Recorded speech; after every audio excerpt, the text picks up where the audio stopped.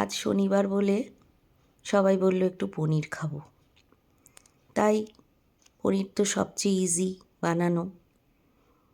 তাড়াতাড়ি করে পনিরটাকে কিউব করে সমস্ত ভেজিটেবল ঘরোয়া যেগুলো আছে কেটে রেডি করে নিলাম। তারপর যথারীতি গ্যাস জ্বালালাম।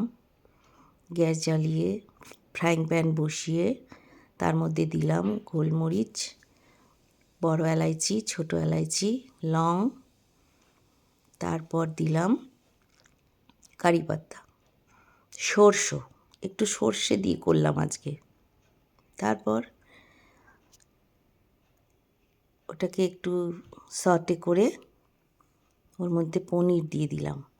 পনিরটা একটু হালকা নেড়ে তার মধ্যে দিলাম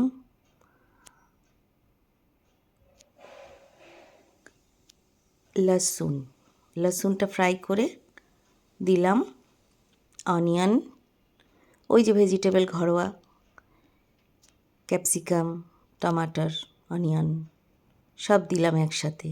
খুবই নরম এগুলো,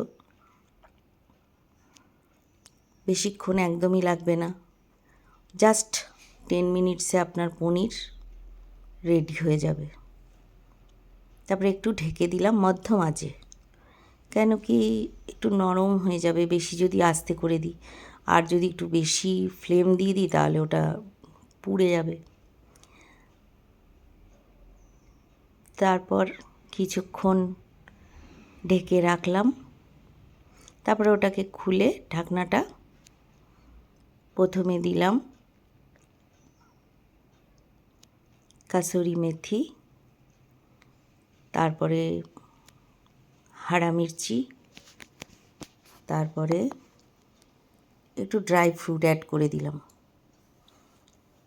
তারপরে কমপ্লিট হয়ে গেল। একটু নাড়িয়ে কিছুক্ষণ নুন দিয়ে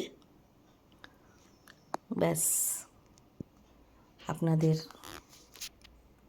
রুটি, ফ্রাইড রাইস দিয়ে কিংবা রুটি দিয়ে, প্লেন ভাত দিয়েও খাওয়া যেতে পারে। একটু বাসমতি চালের ভাত হবে, ব্যাস ভালোই লাগবে, হালকা টেস্টি সব কিছু আছে এর মধ্যে। ব্যাস হয়ে গেল, রেডি, টাটা।